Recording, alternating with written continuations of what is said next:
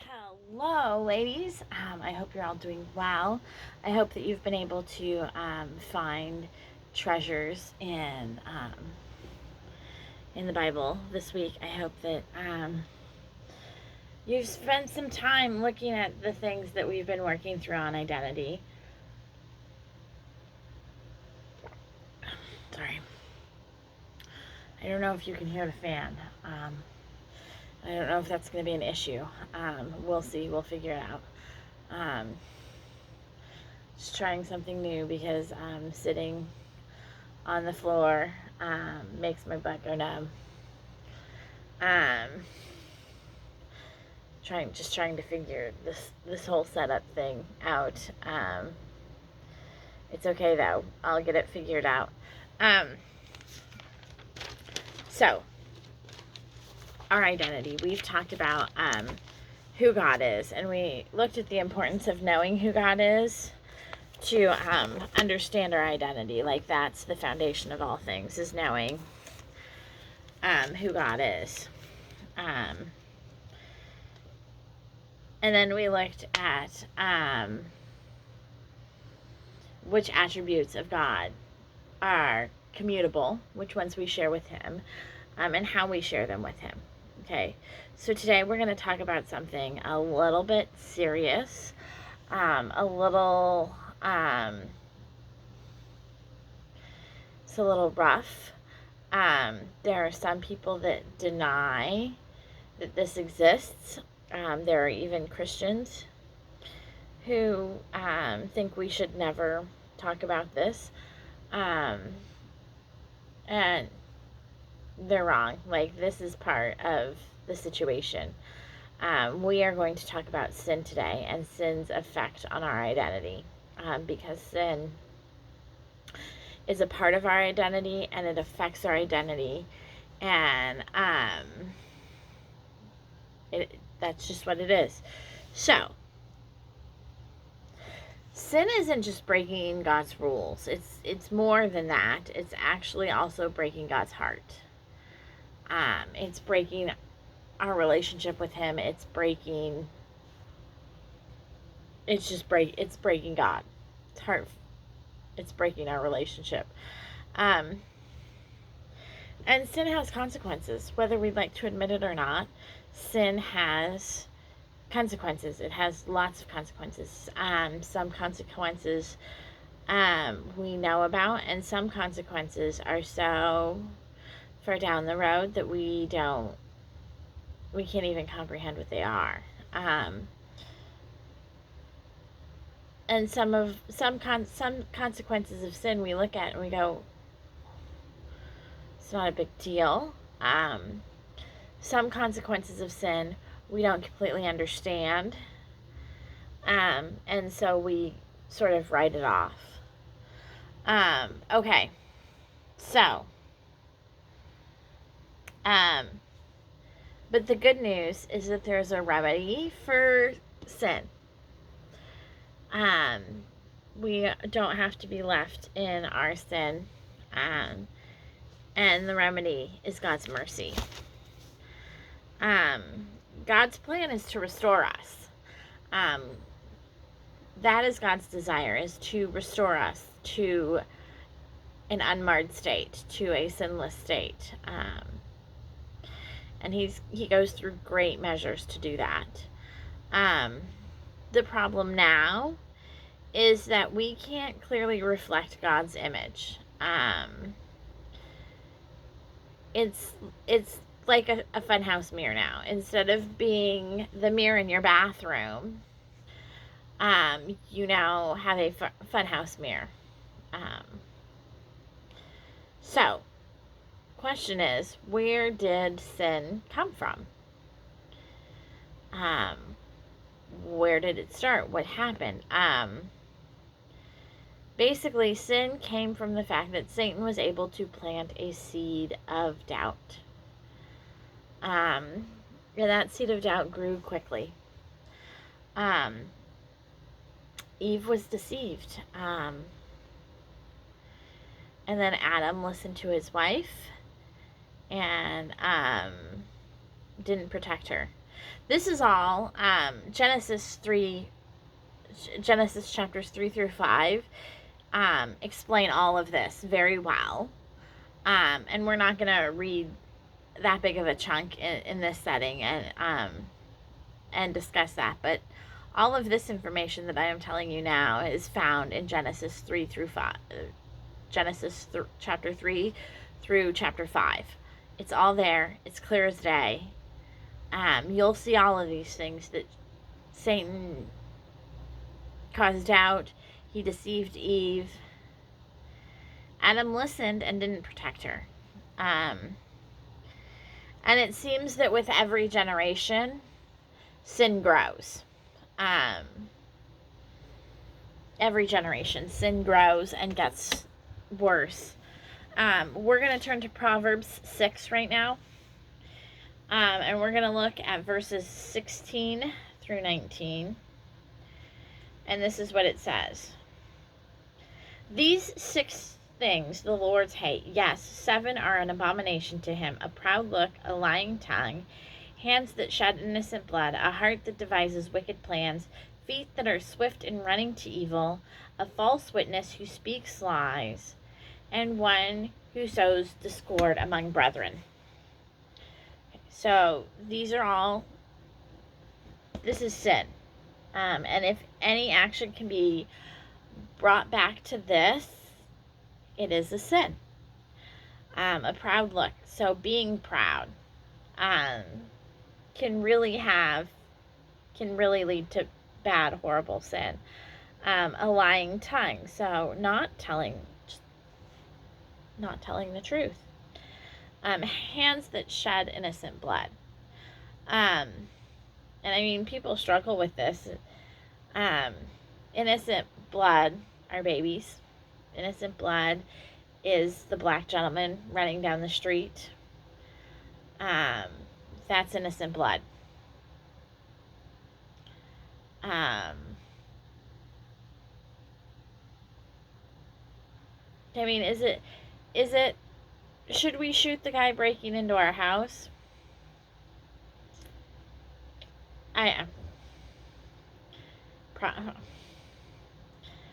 If they've got a gun and you shoot the guy breaking into your house, that's not innocent blood. They were doing wrong. But not every wrong action deserves a wrong response, you know. A heart that devises wicked plans. So if you are plotting wicked against people, you're sinning.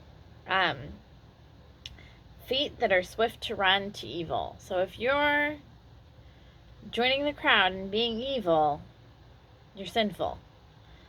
A false witness who speaks lies. So if you are supposed to be in a situation where you are supposed to be speaking the truth and you are false, it's really wrong.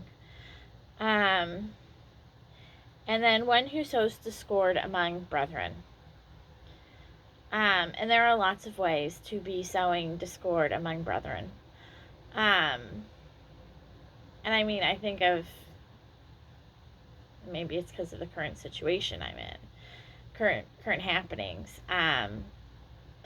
But if you're in a community and person A has a problem with person B, and person A goes to person C to talk about the problem, and the words out of person C's mouth never comes, you should talk to person B,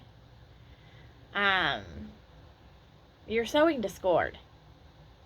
Person C is sowing discord as much as person A is. I mean, I need to talk and process things, okay? But there's nothing wrong with me going over to person C and getting my thoughts squared away and in a presentable manner that is not harmful, that is helpful, and then going to person B and talking about it. Like, there is something wrong with never going to person B. That's sowing discord.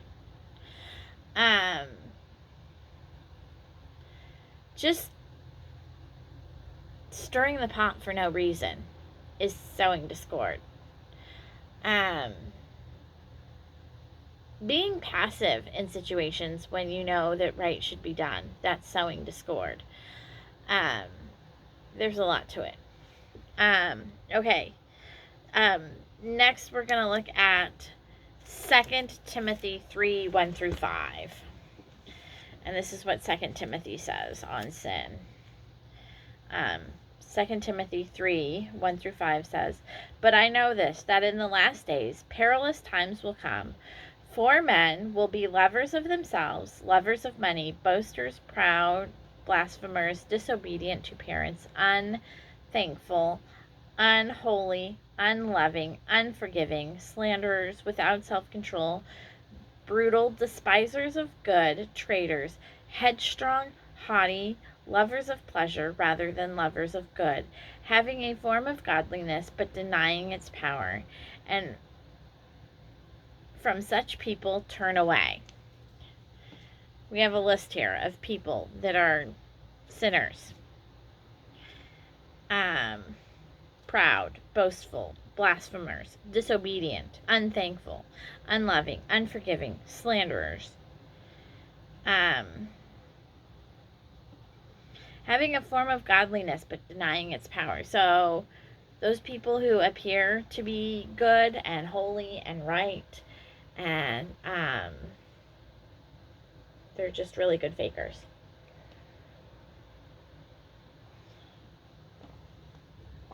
If you've been in the church, not in the last 10 minutes obviously, but if you've been in the church in the last 5 years, you have seen somebody with a form of godliness denying its power. Yeah. Sin is about hurting God. It's not about anything else. It's about hurting God is what it comes down to. And if you hurt God's creation, you hurt God. We are often unaware of the long-term price. I mean, I know lots of occasions where people have sinned and then years down the road, and it's like, I didn't imagine that would be a problem. You know, it's the result of sin. Now, but I'm not saying that every bad thing in your life is a result of sin, okay? Not every horrible thing that has happened to you is a consequence of sin. But there is some bit of truth to that is a consequence of sin. Had you not sinned in that fashion, you may not be dealing with this problem now. So one consequence of sin is loss of trust. To those that you have sinned against, they will, depending on how you've sinned against them, people will not trust you as much. Another one is guilt, and guilt is a sense of violating a standard. And we are going to look in Psalms 38, 1 through 4, at what this looks like. "Lord, do not rebuke me in your wrath, nor chasten me in your hot displeasure. For your arrows pierce me deeply, and your hand presses me down. There is no soundness in my flesh because of your anger, nor any health in my bones because of my sin. For my iniquity has gone over my head. Like a heavy burden, they are too heavy for me. My wounds are found and festering because of my foolishness." So this is guilt. This is a psalm of guilt. David has sinned, and he is feeling God's chastening on him, and he feels guilty. He feels guilty. And when you do something wrong, when you hurt somebody, you should feel guilt. Now, after you've dealt with the wrong, the guilt should go away. It really should. And if you have done everything in your power to right a wrong, and you still feel that guilt and that shame, that's the devil not letting you have mercy. That's the devil stopping you from having mercy.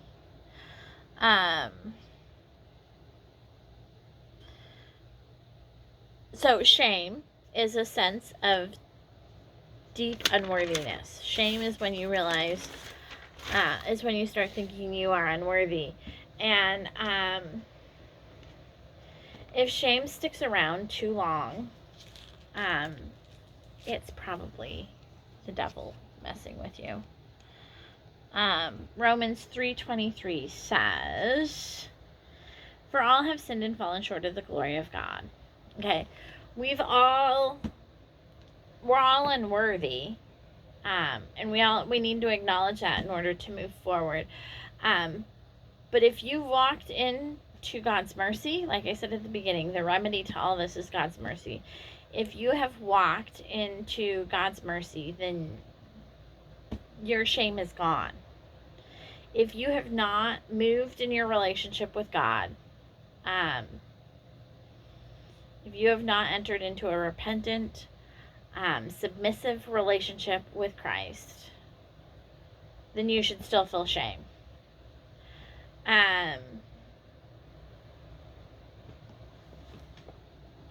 Okay.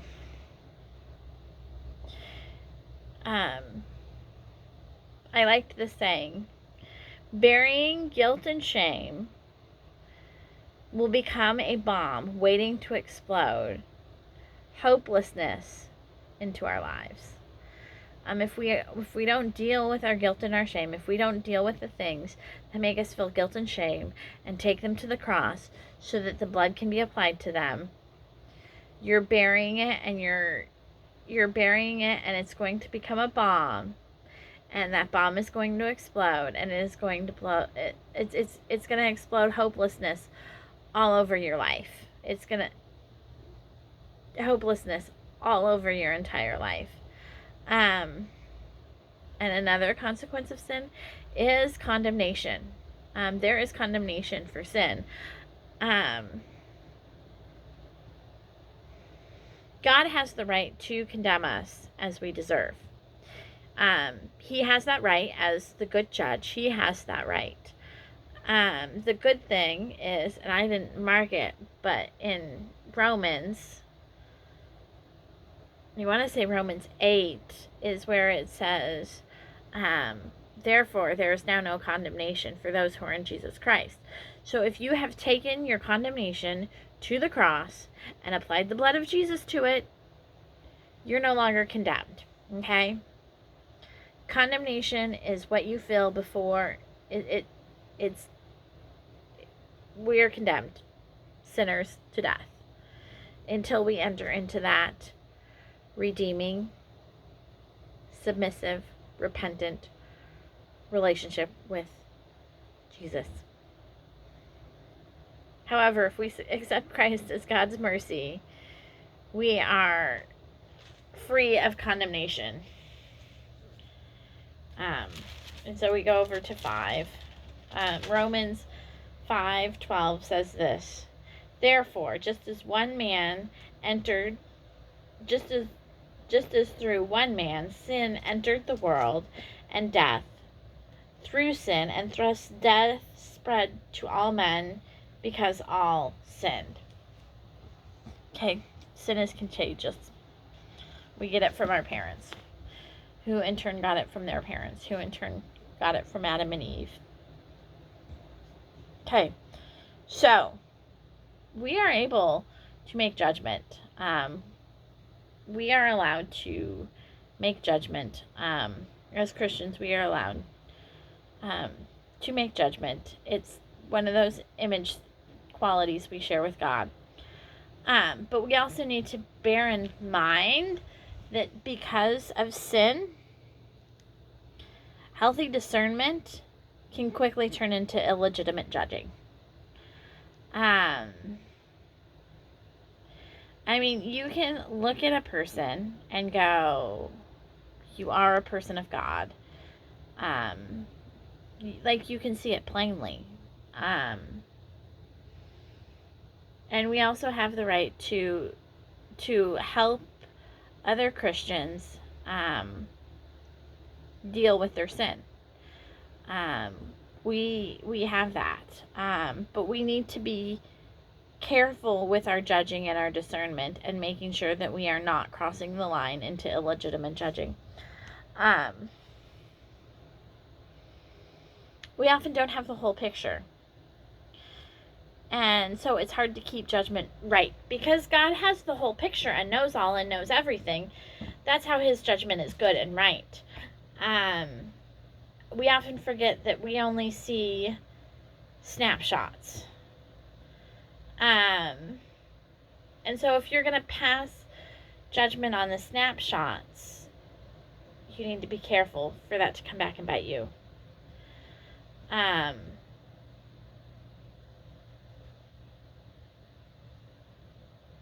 But also, it's very easy to see in those snapshots a pattern and know and see that. Romans 2:1 says this: "Therefore you are inexcusable, O man, whoever you are who judge. For in whatever you judge another, you condemn yourself. For you who judge practice the same things." This is a caveat to judging, is that we're all sinners. And so be careful when you're judging. Be prepared to be held to the same standard, and be prepared to have to confront and deal with sin. There is honestly nothing wrong with going to a friend and saying, "Hey,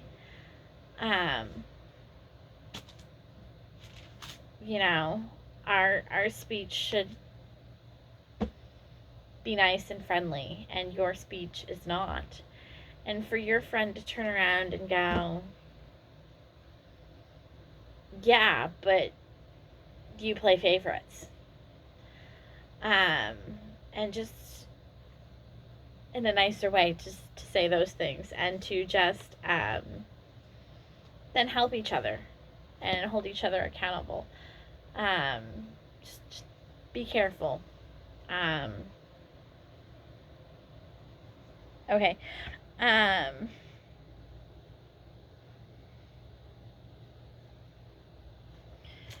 We have a conscience, and it's there to help us and guide us when we're about to enter into that wrong thinking.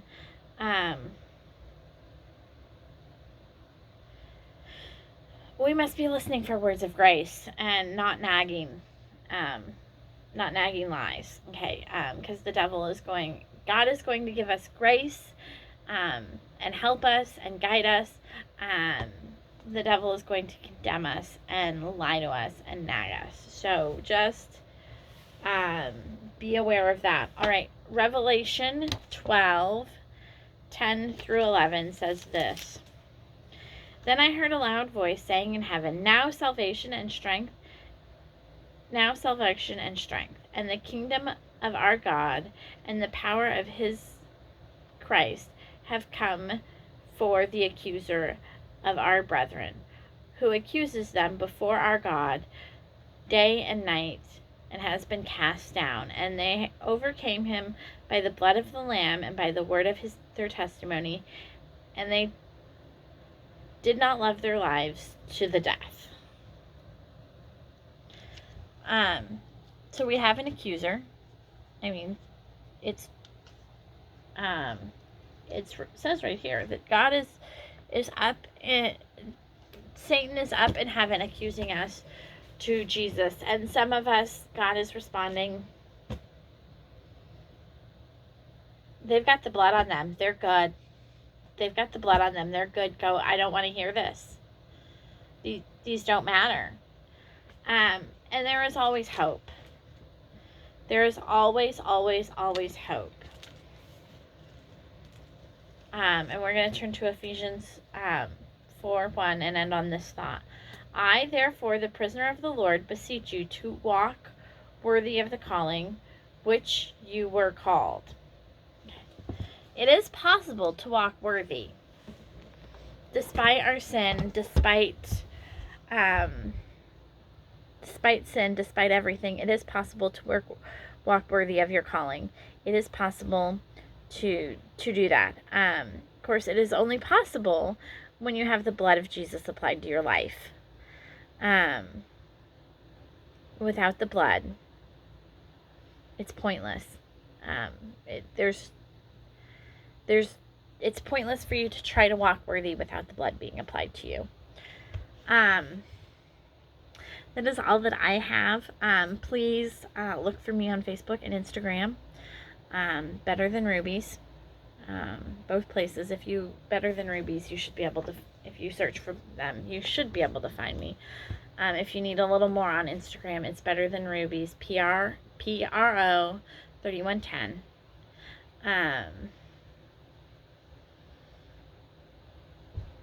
So go over to Facebook, go over to Instagram, make sure you've subscribed to the YouTube channel. That way you don't miss these videos.